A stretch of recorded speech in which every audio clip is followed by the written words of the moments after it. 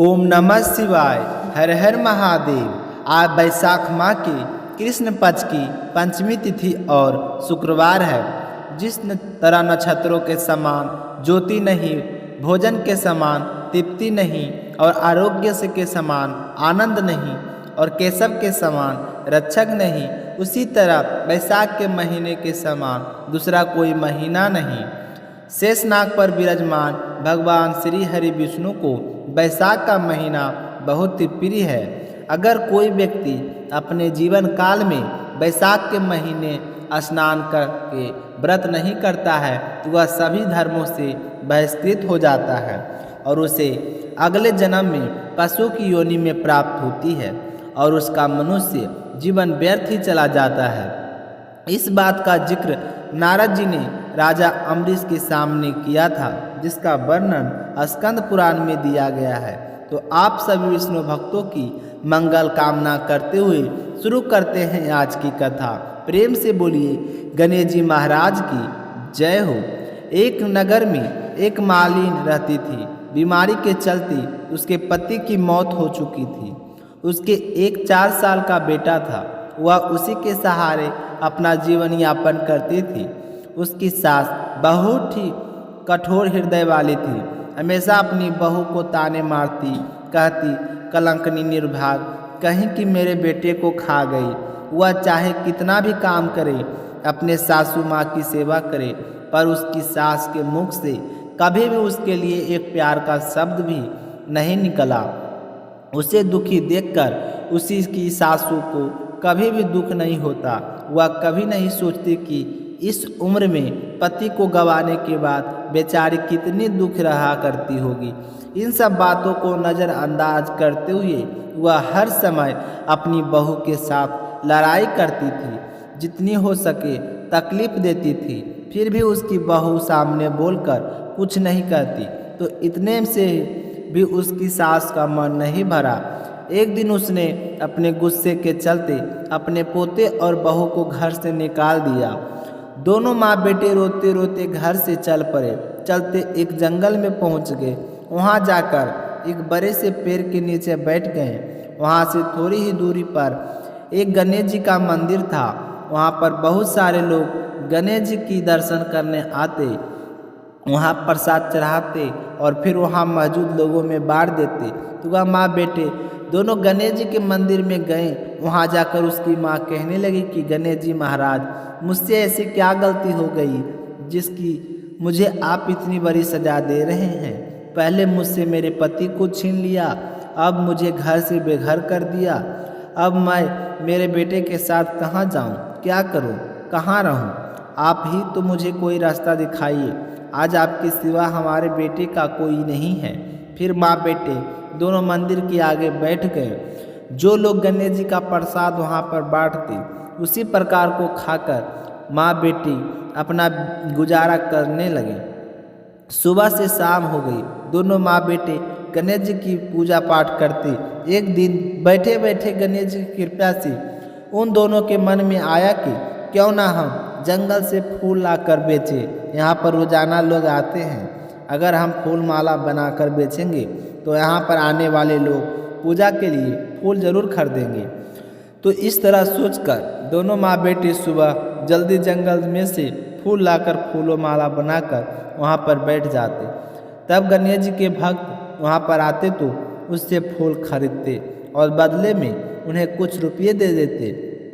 तो इस तरह फूल बेचते बेचते कई दिन हो गए। तो कुछ रुपये इकट्ठे हो गए, तो उन्हीं रुपयों से वह पूजा की सामग्री और प्रसाद भी लाकर बेचने लगी। गणेश जी की कृपा से आमदनी बढ़ने लगी। धीरे धीरे उनके पास इतना रुपया इकट्ठा हो गया कि उन्होंने एक मकान बना लिया और पास ही में एक दुकान बना ली। अब उस दुकान के अंदर पूजा की सारी सामग्री, मिठाई, फल, दुर्वा, घास गणेश भक्तों के लिए हर समय मौजूद होता था। तो सुविधा के लिए सारे लोग वहीं पर आकर उन्हीं के दुकान के सारा सामान खरीदते थे। तो वहाँ पर एक राजा की लड़की थी जो रोजाना मंदिर में पूजा करने आती और मालिन की दुकान से ही सामान खरीदती थी। तो मालिन के बेटे को देखकर राजकुमारी उस पर मोहित हो गई और उससे विवाह करने की सोचने लगी। एक दिन उसने अपने भाभी से अपने मन की बात कही तो भाभी अनुभवी थी। उसने कहा कि ननद भाई साहब, यह तो मालिन का बेटा है और तुम एक राजा की बेटी हो। अगर तुम्हारा विवाह इस मालिन के बेटे के साथ किया गया तो इससे हमारी बड़ी बदनामी होगी। पर राजकुमारी नहीं मानी तो उसकी भाभी ने राजकुमारी की माँ यानी कि अपनी सास से बात कही कि हमारी बेटी मालिन के बेटे से प्यार करती है और उसी से शादी करना चाहती है। तो उसकी माँ और पिताजी ने उसे बहुत समझाया, पर वह कहने लगी कि मैंने तो प्रतिज्ञा कर ली है कि अगर मैं शादी करूंगी तो उसी से करूंगी, नहीं तो मैं शादी नहीं करूंगी। तो राजा कहने लगा कि बेटा, जब तुमने प्रतिज्ञा कर ली है तो मैं तुम्हारी प्रतिज्ञा को कभी नहीं तोड़ूंगा। तो राजा खुशी खुशी अपने बेटी का विवाह करने के लिए तैयार हो गए और उन्होंने बड़े धूमधाम से अपनी बेटी का विवाह मालिन के बेटे के साथ करा दिया। मालिन ने सबसे पहले बेटे को बहू को गणेश जी के मंदिर में ले जाकर पूजा पाठ करवाया और गणेश जी का आशीर्वाद दिलवाया। उसके बाद पूरे नगर में यह बात फैल गई कि गणेश जी की पूजा करने से सारे दुख दर्द दूर हो जाते हैं। यह माँ बेटे यहाँ पर आए थे तो बिल्कुल ही गरीब थे। इनके पास खाने के लिए अनाज और पहनने के लिए कपड़े भी नहीं थे। और देखो गणेश जी की कृपा से इनके पास कितना धन हो गया है। और आज इस लड़के की शादी राजकुमार की बेटी के साथ हो गई तो सारे गांव वाले उसी गणेश मंदिर का पूजा करने के लिए आने लगे और उन्हीं की दुकान से सामान खरीदते। तो ऐसा करने से मालिन के बेटे का काम दिन चुगना रात चौगुना हो गया, तरक्की करने लगा। और उधर जिस दिन से मालिन की सास ने उनके माँ बेटे को घर से निकाला था उसी दिन से उसके अन्नदाता रूठ गए थे। उसके घर में घाटा लगने लगा और सारा सामान बिक गया। धीरे धीरे वह समय भी आ गया जब उस बुढ़ी को एक समय का भोजन भी नसीब नहीं होता था। उसे भूखा मरता देखकर गांव के लोग उस पर बिल्कुल भी दया नहीं दिखाते थे। कहते थे कि अपनी बेचारी विधवा बहू को किस तरह से लड़ाई करके जिसने घर से बाहर निकाल दिया था तो अपनी करनी का फल भुगत रही है। वह तो बेचारी आज ना जाने कहाँ होगी। पहले तो भगवान ने उससे उसका पति छीन लिया और फिर एक मात्र घर का सहारा था जो इस बुढ़िया ने छीन लिया। तो यह सुनकर बुढ़िया को अपने किए हुए बहुत ही पछतावा होता और गांव वालों को बेरुखी देखकर एक दिन वह रोती बिलखती गांव छोड़कर निकल गई और चलते चलते उसी जंगल में पहुंच गई जहां गणेश जी का मंदिर था। वहां पहुंचकर मालिन के बेटे से कहने लगी कि बेटा, मैं तो कई दिनों से भूखी हूँ, मुझे 2 वक्त की रोटी दे दिया करो, इसके बदले मैं तुम्हारा सारा काम कर दूंगी। तो लड़के को दया आ गई और उसने उसे काम पर रख लिया। उसने अपने दादी को नहीं पहचाना और उसने उस बुढ़िया को भोजन करवाया। फिर बुढ़िया काम पर लग गई। जैसे ही शाम हुई तो मालिन घर आई। उसने अपनी सास को देखते ही पहचान लिया और कहने लगी कि सासू माँ, आप यहाँ कैसे? तो सास ने पोते के इशारा करते हुए कहा कि मेरी इस सेठ में यहाँ नौकरी लग गई। तो उसकी बहू कहने लगी कि सासू माँ, आप यह कैसी बातें कर रही हो? यह तो आपका पोता है और यह भी आपका घर। आपका यहाँ काम करने की क्या ज़रूरत है? जब आप हमें घर से निकाला था तब गणेश जी भगवान ने हमारी रक्षा की थी। तो यह देखकर वह बुढ़िया बड़ी ही हैरानी हुई और अपनी बहू से कहने लगी कि बेटा, मुझसे गलती हो गई, मैंने मेरे करने का फल भोग लिया। तुम्हें घर से निकालने के बाद घर में जो कुछ था वह सब कुछ नष्ट हो गया। मुझे तो खाने के लिए अन्न का एक दाना तक नसीब नहीं होता था और ऊपर से सारे गांव वाले ने मुझसे मुख मोड़ लिया। तभी तो मैं घर छोड़कर निकल गई। बेटा, मुझे मेरी करनी पर बहुत ही पछतावा हो रहा है, तुम मुझे माफ़ कर दो। तो उसकी बहू कहने लगी कि माँ जी, कभी माँ भी अपने बच्चों से माफ़ी मांगते हैं। जो हुआ सो हुआ, उसे भूल जाओ और खुशी खुशी अपने पोते का सुख देखो। तो वह बुढ़िया सोचने लगी कि मेरी बहू कितनी अच्छी है और मैं इसे कभी भी पहचान नहीं सकी। आज मेरे पास कुछ नहीं है और इसके पास सब कुछ है। फिर भी यह देखो मुझे कितनी प्रेम पूर्वक अपने घर में रखकर मान सम्मान दे रही है। ऐसा सोचते हुए उसे बुढ़िया की आंखों से खुशी के आंसू चल पड़े। हे गणेश जी महाराज, जैसा सुख आपने मालिन को दिया वैसा सुख सबको देना। जो आपकी इस कथा को पूरे श्रद्धा भाव से सुने उसकी सारी मनोकामनाएं को पूर्ण करना।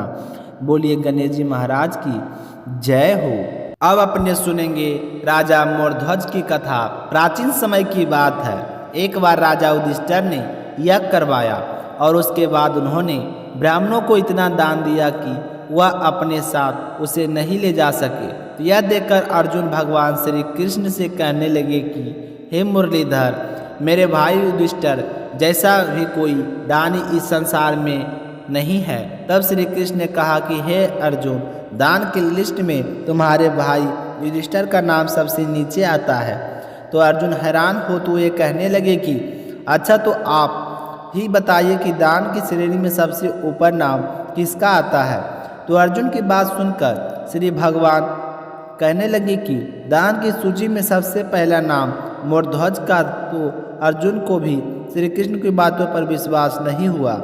तो अर्जुन कहने लगे कि हे श्री कृष्ण, मुझे तो विश्वास नहीं है कि मेरे भाई का बड़ा भी कोई दानी हो सकता है। हमें तो विश्वास नहीं हो रहा है। तो श्री कृष्ण भगवान कहने लगे कि अर्जुन, हम परीक्षा लेकर देख सकते हैं, फिर तो आप मान जाओगे। तो अर्जुन ने कहा कि ठीक है। तब श्री कृष्ण भगवान ने यमराज को बुलाकर एक बूढ़ा शेर बना दिया। अर्जुन तथा भगवान श्री कृष्ण दोनों ने ब्राह्मण का रूप धारण कर लिया। अब तीनों राजा मोरध्वज के महल में पहुंच गए और वहाँ जाकर बोले कि हे भिक्षाम देहि भिक्षाम देहि। तब राजा मोरध्वज ब्राह्मण के पास आए और बोले कि अहो भाग्य हमारे, जो आप हमारे यहाँ पधारे। कहिए ब्राह्मण देवता, हम आपकी क्या सेवा कर सकते हैं। तब ब्राह्मण रूपी श्री कृष्ण भगवान ने मोरध्वज से कहा कि हे राजन, हमारा शेर बहुत बूढ़ा हो चुका है, अब इसके दांत भी नहीं हैं। तो ऐसा करें कि सबसे पहले हमारे शेर को मांस खिलाओ। तो राजा मोरध्वज ने कहा कि ठीक है ब्राह्मण देवता, मैं आपके शेर को शरीर का मांस काट कर खिला दूंगा, जो कि बहुत ही मुलायम है और यह खा के भी आसानी से लेगा। तब ब्राह्मण रूपी श्री कृष्ण भगवान ने कहा कि नहीं मोरध्वज, आप बूढ़े हो चुके हैं, इसलिए आपका मांस काफ़ी सख्त हो गया है। आपके शरीर में मांस हमारे बूढ़े शेर के लिए नहीं सही है। आपके यहाँ 5 बरस का बालक है, उसे ठीक बीच से काट कर उसके 2 टुकड़े करो और उसका मुलायम मांस हमारे शेर के खिलाओ। अगर खिला सकते हो तो ठीक है, वरना हम यूं चले जाएंगे। तो राजा मोरध्वज काफ़ी आश्चर्यचकित हुए और सोच विचार करने लगे, क्योंकि मोरध्वज एक ही बेटा था जिसका नाम ताम्रध्वज था, जो कि 5 वर्ष का बालक था। मोरध्वज के बुढ़ापे का सहारा एकमात्र वही था। जो राजा मोरध्वज सोच विचार कर रहे थे, तभी उनका बेटा ताम्रध्वज आ गया और बोला कि हे पिताजी, आप क्या सोच रहे हैं। यह सोचने का समय नहीं है। आपने धर्म की रक्षा करो और खुशी खुशी हमारा बलिदान कर दो। मैं आपके कुछ काम आ सकूं तो यह मेरा सौभाग्य होगा। तब राजा मोरध्वज अपनी रानी के पास गए और सारी कहानी का सुनाए। कहने लगी, क्या इस काम में तुम मेरा साथ दोगे। तो रानी कहने लगी कि हे महाराज, धर्म की रक्षा के लिए मैं अनेकों बालकों की कुर्बानी दे सकती हूँ, अतः आप धर्म का पालन करें। तब राजा मोरध्वज ने एक आरा मंगवाया। एक तरफ मोरध्वज तथा दूसरी तरफ रानी और बीच में ताम्रध्वज बैठ गया। जब राजा मोरध्वज आरा चलाने वाले थे, तब ताम्रध्वज ने अपने माता पिता को रोक दिया और खड़ा होकर भागा भागा अंदर गया और उसी समय बाहर आ गया। हाथ में रुई लेकर आया और अपने माता पिता को देकर कहने लगा कि आप इसे अपने कानों में डाल लो। तो राजा और रानी दोनों हैरानी से उसी की ओर देखने लगे। तो वह कहने लगा कि आप अपने कानों में रुई डाल लोगे तो जब मेरे दर्द के मारे चीखें निकलेगी, तो उस चीख का सुनकर यदि आप लोगों को हाथ से आरा रुक गया तो आपका धर्म नष्ट हो जाएगा। कानों में रुई होगी तो चाहे मैं कितना भी चीखूं या चिल्लाऊं, आपको सुनाई नहीं देगा। अब आप दोनों अपना धर्म निभाइए। तो फिर राजा और रानी दोनों ने अपने अपने कान में रुई डाल ली और फिर आरे से अपने बेटे को 2 टुकड़े कर दिए। जब आरा चलाया तो खून की फुहार देखकर ताम्रध्वज की माँ की आंखों से आंसू निकल गए। तब ब्राह्मण ने कहा कि हे रानी, आँख से आंसू नहीं गिरना चाहिए। अगर आंसू गिर गया तो हमारा शेर मांस नहीं खाएगा। तो रानी ने अपने आंसू वहीं पर रोक लिए। फिर उनके बेटे के शरीर का एक हिस्सा शेर के आगे रख गया। तो शेर ने बच्चे का एक हिस्सा खा लिया और दूसरे हिस्सों को बाहर फेंकवा दिया। राजा मूर्धध्वज ने ब्राह्मणों से कहा कि हे ब्राह्मण देवता, अब आप भोजन करेंगे, कहिए। यह कहकर भोजन की थाली आगे रखी तो ब्राह्मणों ने पहला निवाला मुंह में डालने से पहले ही उसे वापस रख दिया और कहा कि हे राजन, तुम्हारे हथियारे हो, इसलिए हम तुम्हारे यहाँ पर भोजन नहीं कर सकते। तुमने अपने बेटे की हत्या की है। तो राजा मूर्धध्वज कहने लगे कि हे ब्राह्मण देवता, आपने ही तो बोला था हमारे बेटे को मारने के लिए। यह कहकर हाथ जोड़ दिए। तो ब्राह्मण का रूपधारी श्री कृष्ण भगवान कहने लगे कि अब जो भी आप तो हथियारे हैं, इसलिए हम आपके यहाँ भोजन नहीं कर सकते। इतना कहकर दोनों ब्राह्मण और वहाँ से राज दरबार में बाहर चले गए। तब राजा मूर्धध्वज जोर जोर से रोने लगे और कहने लगे कि बेटा, तूने मरकर हमारे धर्म की रक्षा की है, अब जीवित होकर तुम्हें हमारे धर्म की रक्षा करनी है। यदि हम दोनों ब्राह्मण सारे हमारे दरबार में भूखे चले जाएंगे तो मेरा इतना दान पुण्य कर्म करने का क्या मतलब होगा। अब तुम्हें ही हमारे धर्म की रक्षा के लिए आना होगा। यह कहकर राजा और रानी निराश होकर बैठ जाते हैं। तभी अंदर से ताम्रध्वज की आवाज़ आती है कि पिताजी, मुझे आपके धर्म की रक्षा के लिए वापस आना ही पड़ा। तो अपने बेटे की आवाज़ सुनकर राजा मूर्धध्वज पीछे मुड़कर देखते तो वहाँ ना कोई ब्राह्मण था और ना ही कोई शेर था। वहाँ तो भगवान श्री कृष्ण अपने चतुर्भुज रूप में हाथ में शंख चक्र और गदा पुष्प धारण किए हुए खड़े थे। श्री कृष्ण और अर्जुन की आंखों में आंसू गिर रहे थे। श्री कृष्ण ने राजा मूर्धध्वज से कहा कि हे राजा, तू सबसे बड़ा दानी है। तेरा जैसा दानी ना तो पहले कभी पैदा हुआ था और ना ही भविष्य में कभी पैदा होगा। मैं तुमसे बहुत ही प्रसन्न हूँ, मांगो क्या वरदान मांगते हो। तो राजा मूर्धध्वज ने हाथ जोड़कर कहा कि हे भगवान, आपने मुझे दर्शन दिए, उससे मुझे ज़्यादा क्या चाहिए। आपका दिया हुआ सब कुछ है। आज मुझे आशीर्वाद दीजिए कि मैं हमेशा अपने धर्म की रक्षा करता रहूं। तो भगवान श्री कृष्ण ने उन तीनों को आशीर्वाद देकर अंतर्ध्यान हो गए और फिर अर्जुन से पूछने लगे कि क्या तुम्हें अब भी विश्वास नहीं हो रहा है। तो अर्जुन की आंखों में आंसू आ गए और उन्होंने भगवान श्री कृष्ण के सामने हाथ जोड़ दिए और कहने लगे कि मैंने आप पर विश्वास न करके बहुत बड़ी गलती कर दी, क्योंकि मुझे पता है कि आप कौन हैं। बोलिए श्री कृष्ण भगवान की जय हो। तो आज वैशाख माह का 6ठा अध्याय समाप्त हुआ। आप सभी श्रोताओं को सुनकर कैसा लगा कमेंट करके ज़रूर बताइए। साथ ही शीला भक्ति स्टोरी चैनल को सब्सक्राइब नहीं किए हैं तो चैनल को सब्सक्राइब ज़रूर करें। और आप सभी श्रोताओं से एक छोटी सी निवेदन है कि वीडियो जो आप देख रहे हैं वो कमेंट में आप अपना नाम और कौन सा शहर से देख रहे हैं वीडियो, जो कमेंट सेक्शन में ज़रूर बताएं, ताकि आने वाली नेक्स्ट वीडियो में आपका नामों का स्मरण किया जाएगा वीडियो के साथ में। तो आज की कथा कैसी लगी कमेंट में ज़रूर बताइएगा। मिलते हैं अगली वीडियो में, तब तक अपना ख्याल रखिएगा। जय श्री कृष्णा, राधे राधे।